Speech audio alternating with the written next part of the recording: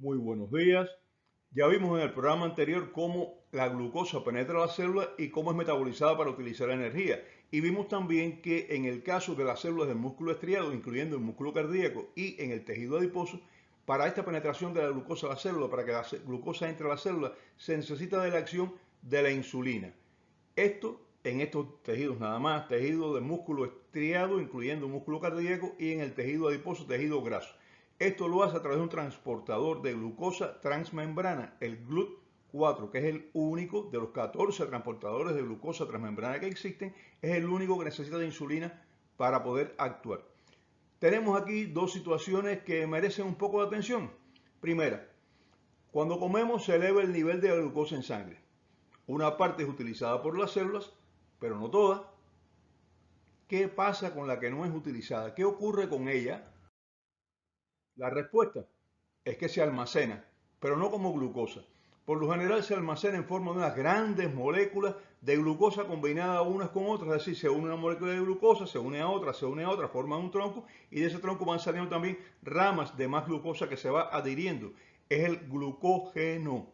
Este glucógeno principalmente se encuentra en el hígado, es el lugar donde más glucógeno existe, pero también hay glucógeno en los músculos estriados y el glucógeno constituye una reserva de glucosa para cuando se necesite. Hace falta de glucosa, se libera. Cuando se libera del músculo estriado, cuando el músculo estriado la necesita, o del hígado cuando el organismo en general la necesita, porque el hígado es el gran regulador de la glucosa en periodos de ayuno y eso no se nos puede olvidar. Ahora, este proceso, ¿cómo se llama? Gluconeogénesis, el proceso de sintetizar el glucógeno, o sea, de formar glucógeno a partir de glucosa, glucogénesis, glucogénesis. Y vamos a ver la secuencia de pasos que se suceden. Si la cantidad de glucosa no utilizada es muy grande, el hígado ya no puede almacenar tanta en el glucógeno que hace, la convierte en grasa, en triglicéridos y la envía al tejido graso donde se almacena. Y aquí entonces, bueno, tenemos otro almacén de energía, pero ya no en forma de glucosa, en forma de grasa.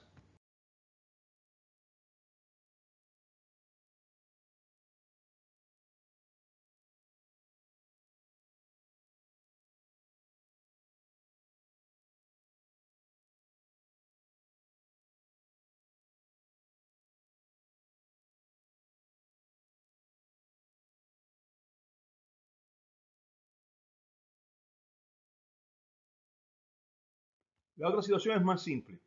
¿Qué pasa cuando no estamos comiendo y el nivel de glucosa en sangre disminuye, baja? Respuesta simple. Se libera glucosa a partir del glucógeno hepático y también a partir del glucógeno muscular. Pero el glucógeno muscular, ya lo dije, se utiliza ahí mismo. El glucógeno hepático, bueno, pues pasa a la sangre y va a servir para que todos los tejidos reciban una concentración de glucosa determinada en periodo de ayuno. Es decir, el hígado, las células hepáticas tienen como un detector, un sensor de glucosa. Si está muy alta, la almacena. Si empieza a bajar, la libera. Y aquí ya hablaremos de esto. Es un balance hormonal, un balance entre insulina y entre glucagón. Para explicarme mejor, en el periodo que nos estamos alimentando y las 3 horas aproximadamente después de haber comido, la cantidad de glucosa en sangre se mantiene por la que procede de la alimentación y a veces es un poquito alta. Es regulada por la insulina liberada por las células beta de los islotes de Langerhans, del páncreas, ¿no? Como ya habíamos hablado también. En el periodo en que no nos estamos alimentando, no estamos comiendo en ese momento, y ya pasaron más de 3 horas de la última comida, entonces el páncreas deja de liberar insulina porque detecta que los niveles de glucosa han descendido. Y pasa otra cosa, se activan otras células del páncreas que también están en los islotes o islas de Langerhans, las células alfa, ahora no son las beta, son las alfa. Y estas células de las células alfa, al detectar que desciende el nivel de glucosa en sangre, comienzan a liberar otra hormona, no es la insulina, es otra hormona que se llama glucagón.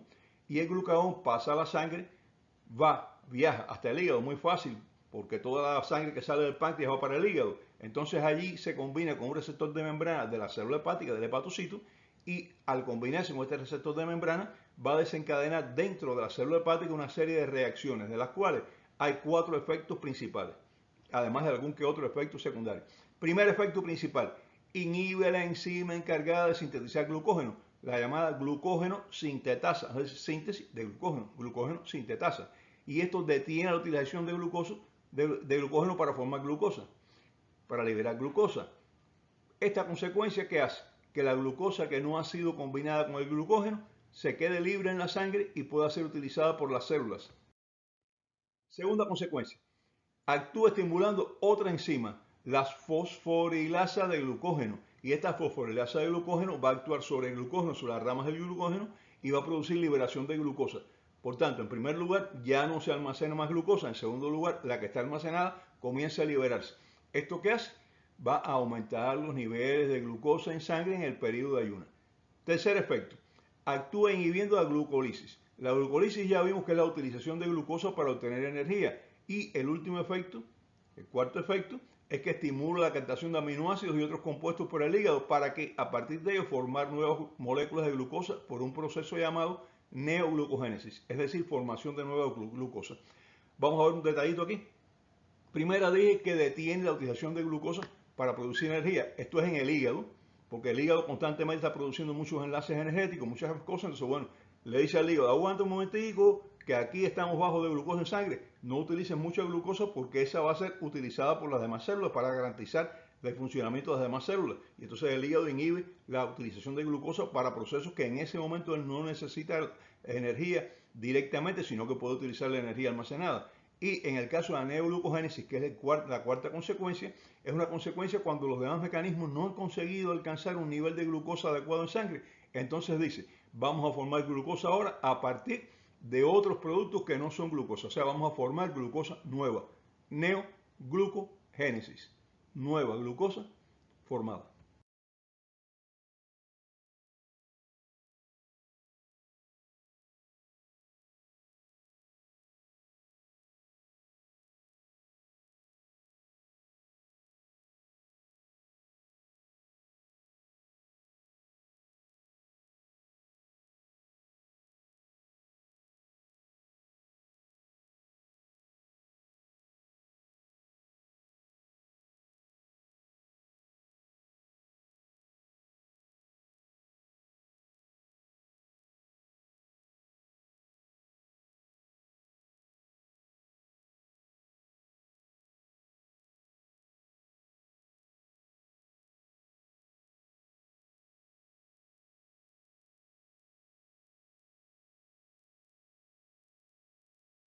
Estos cuatro mecanismos tienen la tendencia, es lo que hacen, elevar la glicemia en sangre.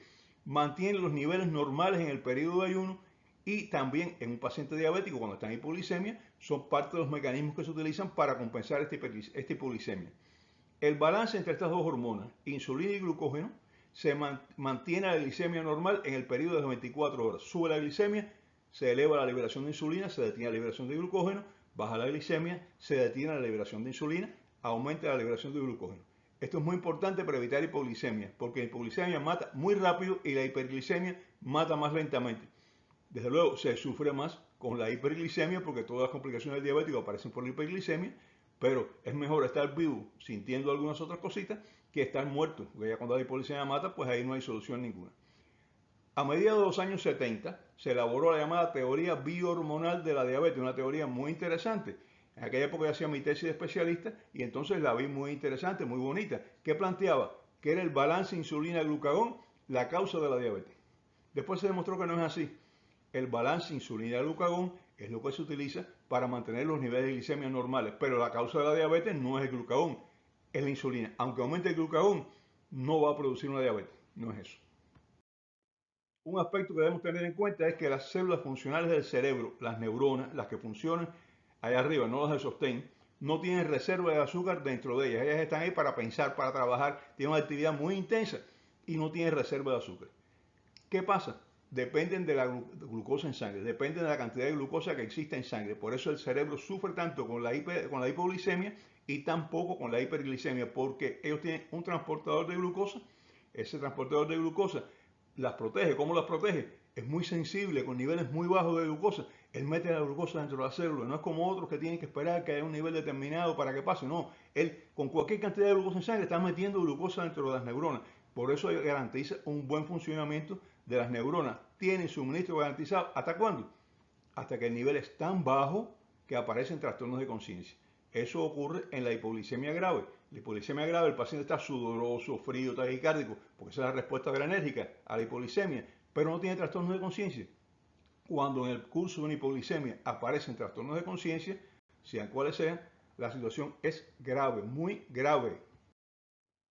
La neoglucogénesis, que ya lo mencionábamos, es el proceso por el cual algunos aminoácidos no todos, pero la mayor parte de ellos, el glicerol, que es un alcohol derivado del metabolismo de los triglicéridos, porque forma la base sobre la cual se insertan los ácidos grasos para formar los triglicéridos, lípidos y, muy importante, el lactato y el piruvato que están formándose en algunos procesos metabólicos, todo eso, aminoácidos, glicerol, lípidos, lactato y piruvato. Todo eso se transforma ¿en qué? En glucosa, por medio de la neoglucogénesis. Neo, nuevo, glucosa. Génesis, formación de nueva glucosa. El lactato y el piruvato son buenos para este aspecto, pero son un verdadero problema, porque ellos derivan de los ácidos lácticos y ácido pirúvico, que se producen normalmente en el metabolismo. En muchas reacciones metabólicas terminan con ácido láctico y ácido pirúvico, pero que normalmente también son eliminados en su totalidad por diferentes vías. Pero, cuidado, esto puede tener complicaciones serias para el diabético porque puede favorecer la aparición de acidosis.